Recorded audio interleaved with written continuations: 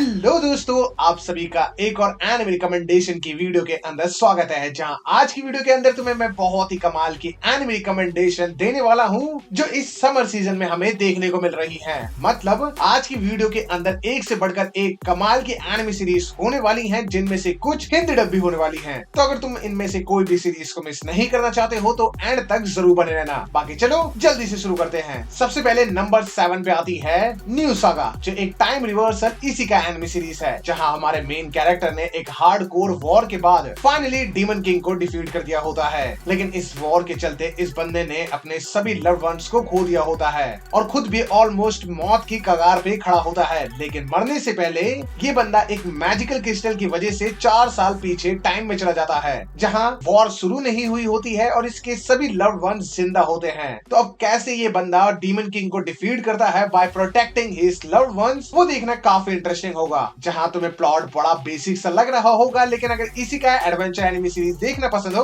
तो तुम्हें ये सीरीज काफी अच्छी लग सकती है। इसके बाद नंबर 6 पे आती है क्लीवेट्स, जो एक एडवेंचर फैंटेसी एनिमे सीरीज है। बेसिकली एक क्लीवेट्स नाम का एक बहुत ही पावरफुल डीमन किंग होता है, जिसे डिफीट करने के लिए 13 लोगों की हीरोज की टीम बनाई जाती है, जो बहुत ही ज्यादा पावरफुल होते हैं और इनके पास एक लेजेंडरी वेपन भी होता है। लेकिन अपने ओवर कॉन्फिडेंस और केयरलेसनेस की वजह से ये सभी लोग मारे जाते हैं और साथ ही जो डीमन किंग होता है वो इनके पूरे किंगडम को वाइप आउट कर देता है, एक्सेप्ट वन चाइल्ड, क्योंकि उसकी जो मदर होती है वो मरते मरते डीमन किंग से रिक्वेस्ट करती है कि वो उसको बख्श दे, क्योंकि उसकी कोई गलती नहीं होती है। और डीमन किंग मान भी जाता है, क्योंकि उसके पास कोई पर्पस नहीं होता है, तो वो अब इस बच्ची को पालने वाला है, जिसका मतलब है पूरी ह्यूमैनिटी की होप्स उस एक बच्चे के ऊपर है। तो काफी इंटरेस्टिंग एनिमे सीरीज है, थोड़ा सा डिफरेंट कॉन्सेप्ट है। ऊपर से ये एनिमे सीरीज तो हिंदी और इंग्लिश दोनों डब में अवेलेबल है, तो तुम इसे जरूर चेकआउट कर सकते हो। एंड इसके बाद जो नंबर 5 पे आती है टाकोपीस ओरिजिनल सिन, इसे मैं personally week by week follow कर रहा हूँ, क्योंकि बहुत ही ज्यादा बैंगर है और उतनी ही ज्यादा इमोशनल भी, क्योंकि ये जो सीरीज है एक सुजुका नाम की छोटी सी बच्ची को फॉलो करती है, जिसकी लाइफ बहुत ही ज्यादा टफ होती है, क्योंकि इसकी जो माँ होती है वो एस्कॉर्ट होती है और वो घर नहीं आ रही होती है। पापा इसके बचपन में ही छोड़ के जा चुके होते हैं और ऊपर से इसका जो स्कूल होता है उसमें बच्चे इसको बहुत ही ज्यादा बुली करते हैं, जिससे परेशान होने की वजह से ये बंदी सुसाइड करने की भी कोशिश करती है। लेकिन एक दिन इसकी लाइफ में एक ऐसा एलियन आता है जिसे ये बचा लेती है, तो बदले में वो इसके चेहरे पे स्माइल लाने की कोशिश करने लग जाता है। और ये उसके लिए कितना मुश्किल होने वाला है ये तो तुम्हें तभी पता लगेगा जब तुम सीरीज देखोगे।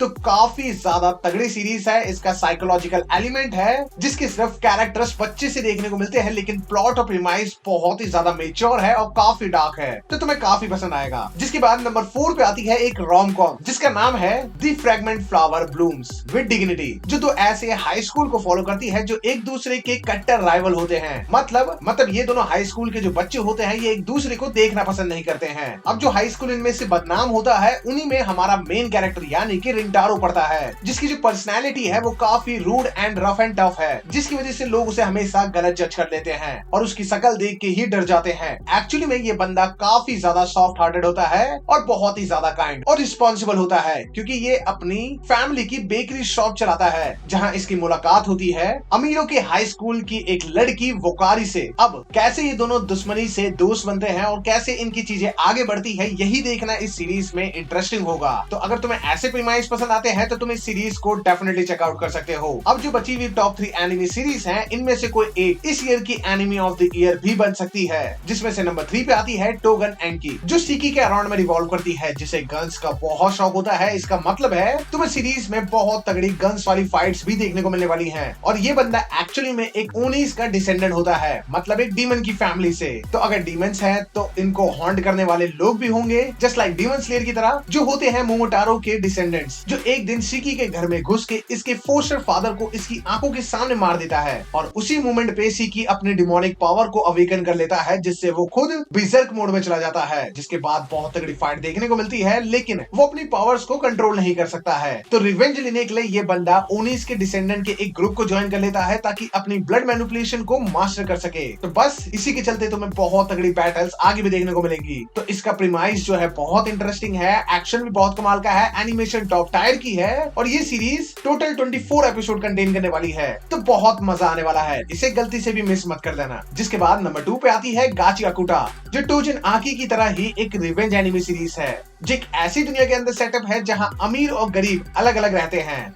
अमीर एक बहुत ही ज्यादा वेल डेवलप्ड सोसाइटी के अंदर रहते हैं और वहीं जो गरीब होते हैं ये एक स्लम्स एरिया में रहते हैं जहां कचरा फेंका जाता है। और उसी में हमारा रूडो भी रहता है, जिसे उसके फोस्टर फादर के मर्डर के क्राइम में सस्पेक्ट बना दिया जाता है और उसे अबायस में फेंक दिया जाता है। मतलब एक ऐसी जगह जहां पे सिर्फ कचरा फेंका जाता है और वहां से आज तक कोई भी वापस नहीं आ पाया है। तो कैसे रूडो अपने फोस्टर फादर की मौत का बदला लेता है उन लोगों से जिसने उसके बाप को मारा है और साथ ही उसको उस कचरे में फेंका है। तो काफी इंटरेस्टिंग एनिमे सीरीज है। इसका पावर सिस्टम और भी तगड़ा है, जो हिंदी और इंग्लिश डब में वीकली एयर हो रही है। जिसके बाद फाइनली नंबर 1 पे आती है द लॉर्ड ऑफ मिस्ट्री, जो एक चाइनीज एनिमे सीरीज है। बेसिकली एक टोंगा जो ऑलरेडी बहुत ज्यादा फेमस हो चुकी है अपनी टॉप टायर एनिमेशन के लिए, क्योंकि हर एपिसोड की जो ड्यूरेशन है वो 30 मिनट की है और हर 30 मिनट में तुम्हें 30,000 फ्रेम देखने को मिलने वाले हैं। मतलब तुम इमेजिन कर सकते हो इसकी एनिमेशन क्वालिटी कितनी ज्यादा तगड़ी होने वाली है। बेसिकली ये जो सीरीज है एक